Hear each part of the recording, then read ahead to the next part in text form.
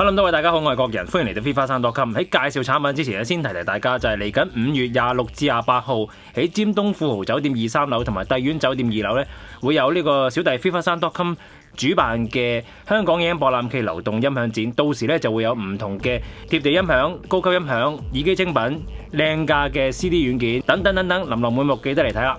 言歸正傳，翻嚟今日要介紹嘅產品啦，咁就係咧一個就係佢係可以俾你玩擺 M， 而且係非常非常之簡單同埋非常非常之抵買嘅。佢就係呢個 Neo Prime 最新推出嘅 IDA6，咁呢一個係一個 DAM 嚟嘅。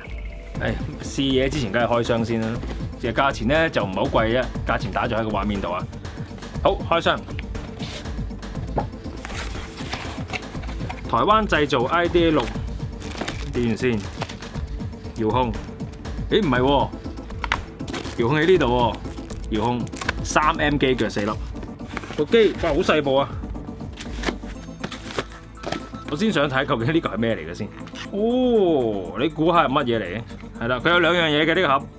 第一樣咧就係一個好硬身嘅 USB 延長線，咧就變咗本來插機尾咧，你可以突條椎出嚟啊，插機頂。機入邊嘅 USB 咧，其實可以駁呢個藍牙傳送器嘅。咁啊，另外俾埋你咧就係呢個藍牙傳送器啦。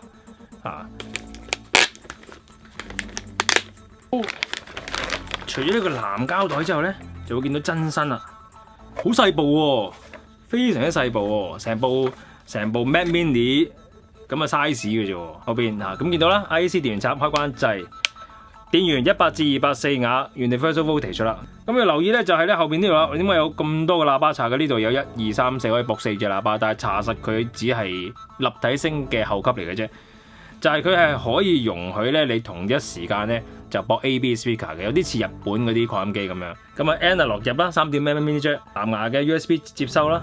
咁啊兩組數碼同軸，兩組數碼光纖。佢個底咧係冇機腳嘅，似乎你可以自己墊下釘啊嗰啲嘢啦，因為咧自己墊咧好易嘅，因為佢成個底冇螺絲啊。前面一個 knob 啦，可以撳啦。搣保護貼咧，真係每一次新機咧都係非常之開心嘅一件事嚟嘅。搣保護貼咯，哇！你感受到啊，舒服晒，哇！好靚啊，令個字好勁都得。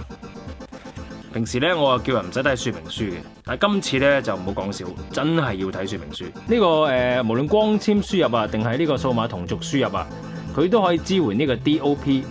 呢個 DSD 64規格都得噶，即係話咧你可以咧收埋呢個 DSD 解碼噶。仲有話就係咧佢嘅同軸咧係即係超越呢個 AES 嘅標準嘅。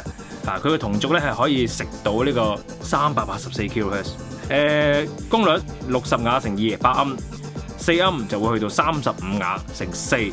好啦，咁開箱俾大家睇睇啦，啱啱就拆咗螺絲啊！估唔到人機仔細細都執得幾多嘢喺入邊喎，執爆晒咁滯喎。好，咁睇下部機啦，哇！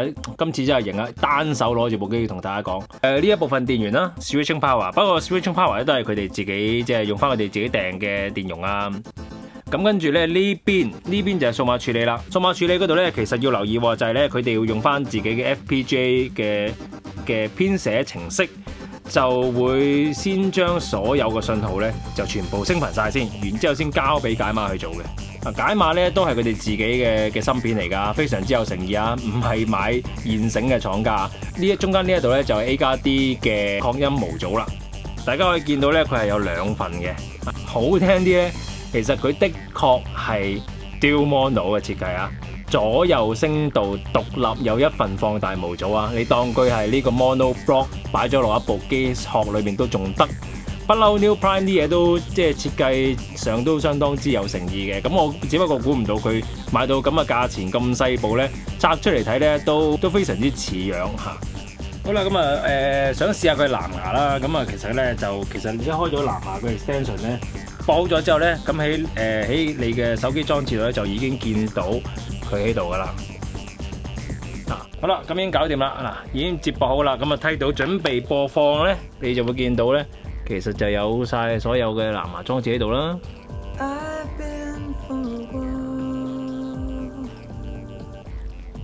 俾部機嘅說明書揾咗我笨。如果你只係駁一對喇叭咧，咁你就駁呢度同埋呢度啦，係咪先？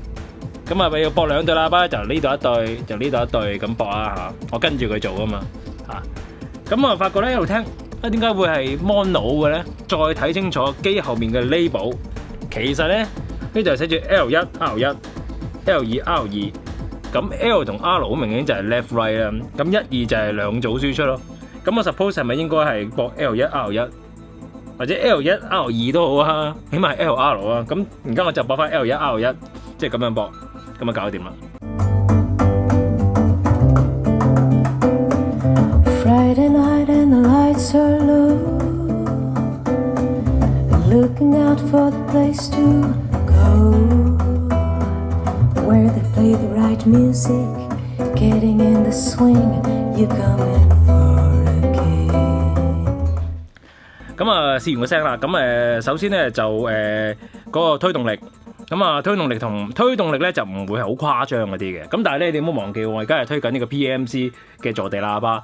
咁但係佢都即係成個聲都非常之穩定嘅，更加重要咧就係其實以呢個價位嘅擴音機嚟講咧，好難係有一部擴音機嘅底座係咁靜嘅。咁另外咧就係個聲音啦，其實咧就因為佢係用 Class A 加 D 啦，咁所以咧就唔係大家想象中嗰種冷漠嚟嘅，係都佢未去到暖聲，但係就個音樂性都幾強。咁呢個咧都重要嘅。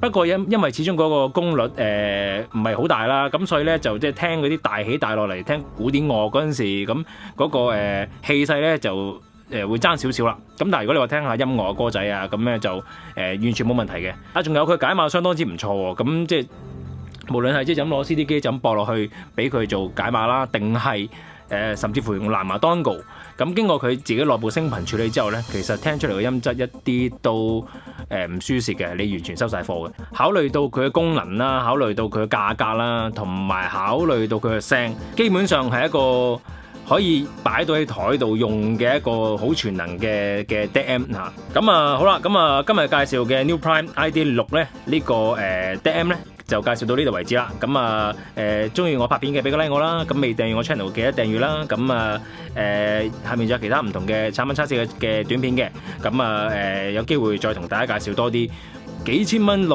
嘅抵玩嘅音響產品啦。係咁，拜拜。